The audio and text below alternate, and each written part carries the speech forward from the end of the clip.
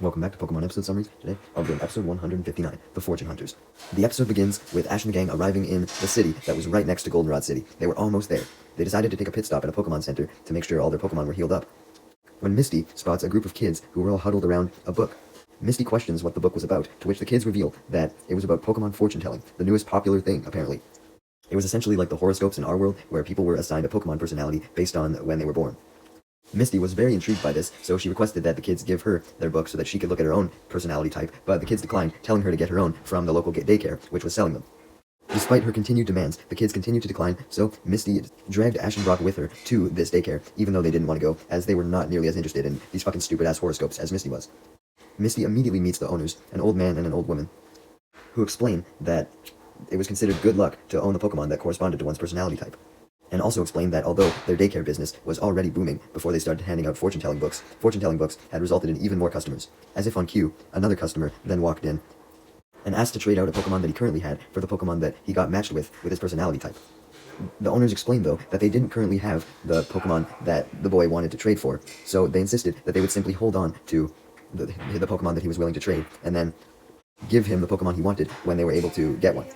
Essentially, the daycare business was booming because so many trainers were trading out their Pokemon for ones that matched their personality type, so this resulted in the daycare having a lot more Pokemon. Since they claimed that they weren't able to trade a lot of the Pokemon, since they didn't have the one that the trainer was looking for. Was this true, though? I guess we'll find out. Anyways, after the daycare owners gave Misty her own copy of the fortune-telling book, she took Ash and Brock to a park where she revealed their Pokemon types. Ash was a Bellsprout, and Brock was an Onix. Ash was disappointed about having Bellsprout, as he viewed Bellsprout as weak, but Brock was totally fine with having an Onix. I mean, he owned one. Misty was so eager to find out what Pokemon she was that she saved her turn for last, hoping that she would get an awesome water Pokemon like Vaporeon.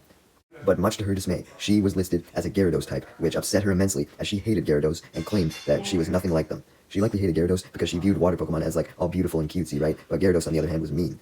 And she didn't think that she was mean. Ash is initially amused by Misty's anger, as he jokes to Brock that she was so mad that she was using her Dragon Rage attack much like a Gyarados. However, this comment just upset Misty even more, leading Ash to get sick of Misty's yelling, and he tried to assure her that it was nothing really to get mad about. I mean, she was viewed as a Gyarados, so what? Misty was still immensely angry though, so Brock suggested that they all go back to the Pokemon Center to just go relax and take a break and take a breather. However, on their way back, they stumbled into one of Team Rocket's hole traps. You thought they moved on from those? No, they did not. They immediately revealed themselves in astronaut disguises, claiming that since they were Team Rocket, they wanted to kind of take the name literally for once. Meowth even went as far as to create little mini rockets by making little mini Meowth balloons and attaching rockets to them. They were going to send these mini balloons to attack Ash and the gang, but Misty was still so angry from being called a Gyarados that she was able to use her angry energy to climb out of the hole and send out her Staryu to use Water Gun, which sent Team Rocket blasting off in one attack. Misty also threw the fortune-telling book at them in anger, meaning that when Team Rocket ended up blasted off back into the park that Ash and the gang were in earlier, they immediately found the book right next to them. After cleaning themselves of all their dirt that had washed up on them, as well as trying their best to treat their injuries, they looked inside the book, believing it was just going to be some stupid fortune-telling bullshit. However, when Jessie looked up her horoscope and found out that she was an Eevee type, she immediately reversed her opinion of the fortune-telling book, now believing it to be entirely accurate, since Eevee was super beautiful, so that meant that she was beautiful as well, which she definitely thought was the case. Meowth then tried to take the book away from Jessie to look up his horoscope type, but Jessie stopped him, reminding him that he was already a Pokemon, so there was no use in him looking up a type for himself, because it was obvious which one he already was, a Meowth. Jessie and James then look up James's type, only to find out that he was a Moltres. Jessie initially began to doubt the fortune-telling book again, stating that there was no way James could be a Moltres, because, Moltres was a fucking legendary Pokemon, it was awesome and all this shit, and she didn't think James was any of that. James initially doubted it as well, because although he wanted to be a Moltres, he still didn't believe in any of the Pokemon fortune-telling. However, Jessie then read out several things that people who were like Moltres were supposed to experience, and James proceeded to experience every single one of these things. For example, the book said that people with the Moltres type would experience great fortune, and obviously James was skeptical of this, as he was poor, but then suddenly a coin fell from the sky, followed by him finding his gold bottle cap, which he thought was lost, inside one of his gloves. So, he came to the conclusion that the fortune-telling book was accurate after all, and this was only further affirmed when the book told him to watch out for water, since, he was supposed to be a Moltres, and Moltres was a fire type, and as if on cue, a fountain in the park then began to malfunction and sprayed him everywhere. He was fully convinced at this point, so he fully dived into the Pokemon book, reading about all of Moltres' attributes, and it described how trainers like Moltres would rise from the ashes, just like Moltres did, adding that they would soar above the others. James takes this as meaning that he would rise from the ashes of all of the torture and defeats he had experienced at the hands of both Jessie and Ash and the gang, and that he would rise above the other members of Team Rocket, becoming Team Rocket's full-blown leader. Essentially, James now believed that he was super strong now, as opposed to the little weakling that he was beforehand, and proceeded to declare himself as the new leader of the Team Rocket trio, under the new name Moltres James. Jesse and Meowth decided to accept James's leadership, as they had never seen him this fired up, and wanted to see if he could actually lead them to success. After reading that the Pokemon fortune-telling book was property of the local daycare, this gave James an idea to make his first plan of action going to the daycare and stealing all the Pokemon inside. So he dragged Meowth and Jesse along, and broke into the daycare center, demanding to the owners that they hand over all the Pokemon to him, stating that because he was Moltres James, they had no choice, believing himself to basically be fucking impossible to beat as a Moltres. However, the daycare owners simply laugh at James, believing him to be a fucking idiot, and kick him against the wall, leading James to question who the fuck they thought they were for messing with Moltres James. This just causes the daycare owners to laugh even more, as they then tear off their faces, because their old person disguises were just that, disguises. They were actually Butch and Cassidy. You know those other Team Rocket members that hated Jesse and James? Yeah, they had returned. They immediately did their motto with Eradicate, and got into an argument with Team Rocket as usual, before tying them up and locking them in the daycare room's storeroom. Taunting Team Rocket some more by stating that the reason why they were locking them up was because they didn't want them to do anything stupid, like suddenly switch sides and alert the cops. Now, you may be questioning why the fuck Butch and Cassidy disguised themselves as old people running a daycare, but we'll find that out soon enough. Let's just stick with Team Rocket for now, who are currently now captured. James was of course furious at Butch and Cassidy for thinking that they should even dare mess with someone like Moltres James, and he used his anger to immediately break out of the ropes that they were tied on, and cleared an escape route out of the storeroom by shoving away a whole bunch of obstacles. By shoving away all these obstacles, he also managed to break the door in the process, allowing Team Rocket to escape. However, Jesse and Meowth were so shocked by James's sudden skills, because he was usually useless, right, that they just were unable to move. So this led James to angrily grab them and literally drag them out of the storeroom, as he told them that they were going to have their revenge against Butch and Cassidy, no matter what. Meanwhile, Ash and the gang had returned to the Pokemon Center to calm down, as Brock suggested, but Misty could not calm down. She was still utterly depressed over the fact that she was considered a Gyarados, and she only became fully angry once again when a trainer came up to her and asked her if she had a Poliwhirl, stating that that was his Pokemon type, and he wanted a Poliwhirl, adding that he had heard that Misty's type was a Gyarados, and he had a Gyarados that he could trade in exchange. Misty angrily denied the trade, and asked the trainer how he had heard that she was a Gyarados, to which he revealed that he had just overheard Brock talking to Nurse Joy about it.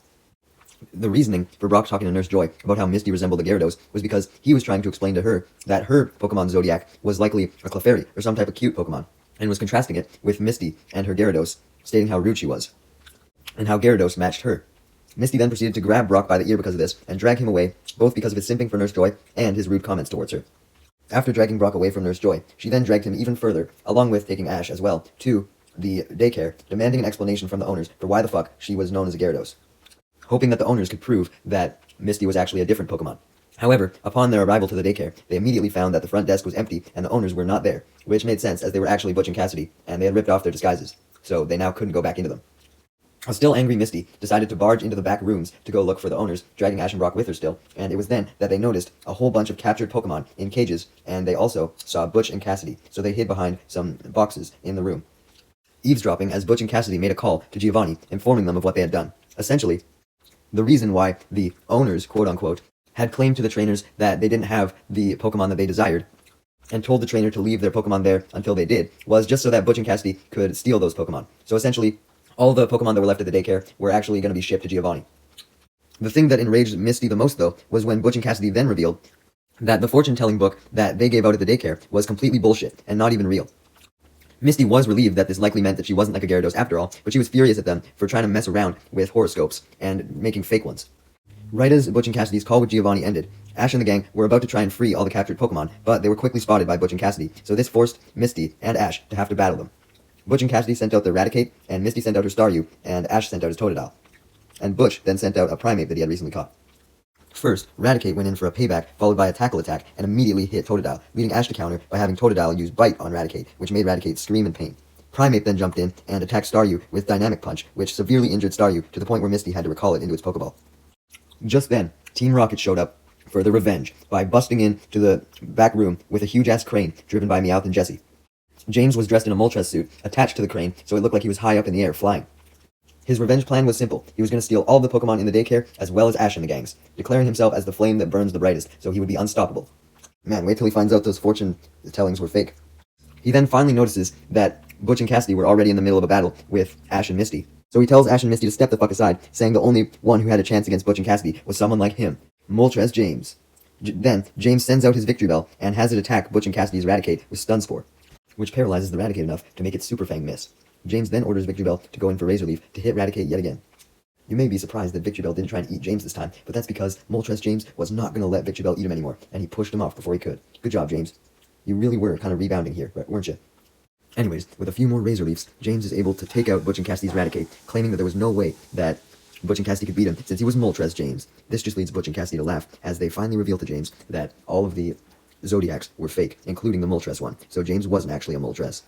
James was so depressed at this revelation that he reverted back to his useless old self, meaning that Victreebel was instantly defeated by Butch's Primeape. But then Wobbuffet forcibly popped out of its Pokeball, leading Jessie to try and take action and battle with Wobbuffet, since Victreebel was down, and James himself was down at this moment. However, Butch and Cassidy simply laughed at Wobbuffet, knowing that it didn't know any attacks of its own, so Cassidy got a little cocky, and simply had her now okay Raticate use a tackle. Unbeknownst to Butch and Cassidy, Wobbuffet had its counter attack, so it proceeded to counter the tackle, knocking Raticate out once again. However, it quickly got back up, and Cassidy ordered it to use Skull Bash, and that move, combined with Primeape's Thrash attack, was enough to send Team Rocket blasting off. With the Skull Bash attack lighting James's Moltres suit on fire, leading James to remark how he actually was like a fiery phoenix after all. During Butch and Cassidy's confrontation with Team Rocket, the gang had decided to take the opportunity to free all of the captured Mons. But the battle had ended before they could successfully free any of them, so Butch and Cassidy were able to corner them, thus resuming the battle from before. But this time, Misty sent out her Poliwhirl as opposed to her Staryu, and Ash and the gang immediately got the upper hand, not even letting Butch and Cassidy get off a single attack. Poliwhirl's double slaps and Totodile's tackles were enough to severely damage both Raticate and Primeape, and then finally, Poliwhirl used its Water Gun, and Pikachu came in and used its Thunderbolt, and these attacks finishing Butch and Cassidy off as Misty yelled at them for all of their tricks that they had pulled today, leading Ash to comment on how Misty was so mad that it was like she was using Dragon Rage like a Gyarados, which only pissed her off even further. Ash and the gang then make a phone call to Officer Jenny, and she arrives with some other cops, and Butch and Cassidy are arrested and taken to jail as a result. Some police officers then uncover all of the fake fortune-telling books, and Officer Jenny compares it with a real fortune-telling book. Misty spots it and asks Officer Jenny if she could use it to see her real Pokemon type. Jenny agrees, although the episode ends before we can see what the type actually was. We then see one last scene from Team Rocket, who had stumbled upon a book stand by a nearby store that also had the real Pokemon fortune-telling book. Jessie, wanting to see what James's actual Pokemon type was, looked at it and immediately passed it on to James, who reacted in pure shock. Now, we also don't get to see what his actually was, but I'm gonna bet that it was a Gyarados, because we know that James hates Gyarados as well.